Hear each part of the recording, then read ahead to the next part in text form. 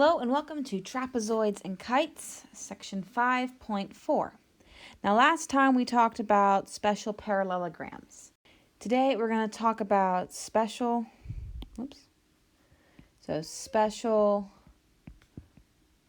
quadrilaterals. Okay, so trapezoids and kites are not parallelograms. Parallelograms are its own separate thing. Trapezoids and kites are both quadrilaterals, though, and have their own rules. Let's start with trapezoids. Now, first off, try to define a trapezoid. You've probably studied this sometime in middle school, so I do want you to have and to write your own definition of a trapezoid. Okay.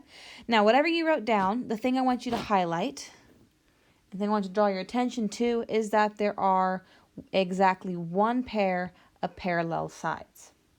And if you look at our picture right here, our parallel sides are our bases. Okay, so whichever two sides of a trapezoid are parallel, those are your bases. The other two sides are your legs. Now that is the basic information for a trapezoid. Now as you add on information, you can get other types of trapezoids as you see in these three pictures down here. An isosceles trapezoid especially is one we know a lot about. Okay, so think isosceles triangle. An isosceles triangle was a triangle where the legs were congruent and therefore the base angles were congruent. Same rules apply for isosceles trapezoids. All right, the non-parallel sides or the legs are congruent, and that also means that the base angles are congruent.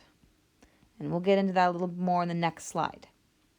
The other two trapezoids are, as you see right here, a scalene means the legs are not the same length, and a right-angled trapezoid just means that at least one of the angles is a right angle. Okay. Now these don't have any special rules, scalene and right-angled trapezoids don't have any special rules of their own, but in word problems it does help you visualize the picture and draw a more accurate picture. Now, a bit of vocab that I mentioned but haven't quite explained yet are our base angles. Base angles are the angles that are on the bases. I know, genius, right? So that's these angles down here. I'll color it in for you. This angle, and then this angle up here as well, because you have a top base and then a top base up here. Those are the base angles of a trapezoid. Now, as promised, we're going to go a bit more into isosceles trapezoids and nail down a few extra things because we know the most about isosceles trapezoids. So, if a trapezoid is isosceles, then each pair of base angles are congruent. I mentioned on the last slide.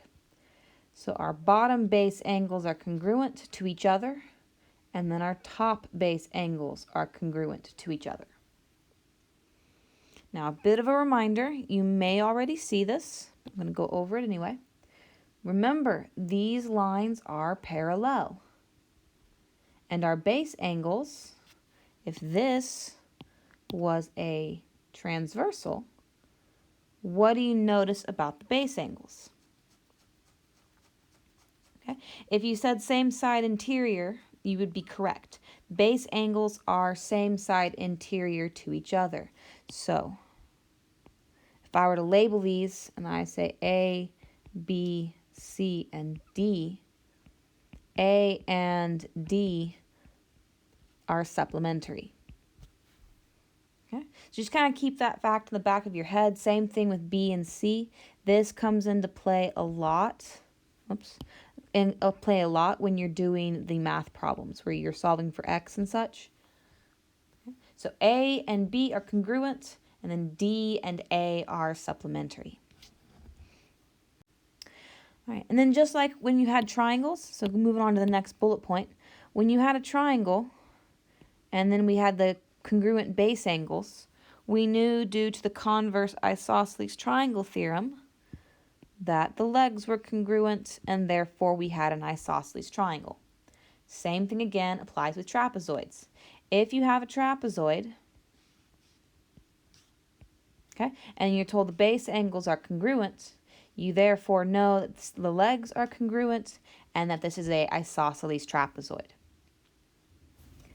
Last bit of information we're going to go over for isosceles trapezoids specifically is that if it is, I'll just underline it so I don't say it again.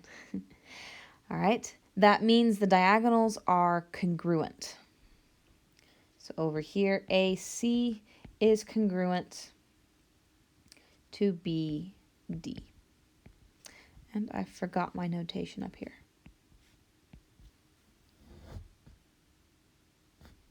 Okay. Oops, too far. All right, now that was information about isosceles trapezoids specifically. Midsegments, this applies to all trapezoids. Okay, so a midsegment of a trapezoid is a line that connects the midpoints of each of the legs. Now this will work with any trapezoid you have, an isosceles, a scalene, or a right. As long as this line, PQ, or whatever other name it is, connects the two midpoints of the legs, it is the midsegment, or the median is the other word you'll hear. Now, as I'm looking at this, I noticed two things about this midsegment. Number one, it is right in the middle of two parallel lines. All right, and if this distance is the same, and this distance is the same, and then this distance is the same to this distance, that means, or we can conclude, that we have another parallel line in here. And if you've already read the trapezoid midsegment theorem, you might have already caught this. A midsegment of a trapezoid is parallel to each of the bases because the distance between the top base and the middle and the bottom is the same. The other thing about a midsegment is that it is half of the measure of the lengths of the bases. And that's a lot of words. Let's just look at the picture first and see if we can translate.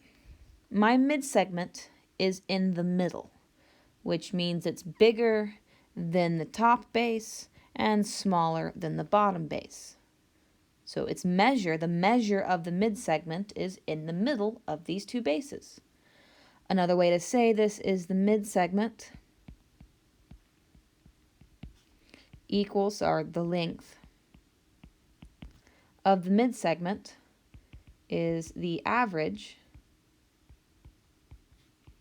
of the bases. And that makes sense because the word average almost means in the middle. So if ever I want to know the length of my midsegment, all I have to do is take the average of my two bases. Let's practice this. Okay, so I'm going to write down what we know about midsegments because we just went over that, but I'm going to write it down again. Always helpful. So we know that a midsegment is parallel to the bases and is the length is the average of the bases. And keep these two facts in mind. Now, going to example 1. As I look at this problem, there's a lot of letters going on. Let's do each piece individually. So I'll go with my first fact first. The midsegment is parallel to the bases. So that means I can draw this parallel line right here. Okay. Now, because these lines are parallel, what do I now know about the angles? Well, I know that if these lines are parallel, that makes this line a transversal. And if that's a transversal, then that means that this angle is corresponding to this angle. So x is equal to 55 degrees. Okay, I'm going to use the same kind of logic over here with finding y. I know that 120 is corresponding to this angle. Okay, and then I have two parallel lines. I have a transversal right here, a second transversal, so those are my two corresponding angles. But the relationship now between 120 and y is same side interior, which means that 120 plus y is equal to 180. Therefore, y is equal to 60. Now, I have one last letter left, A. So I need the length of A. Well, I know the length of the midsegment is the average of the two bases, so I'm going to go ahead and set that up. 10 plus 18 divided by 2 is equal to A. And then it's just a quick solve.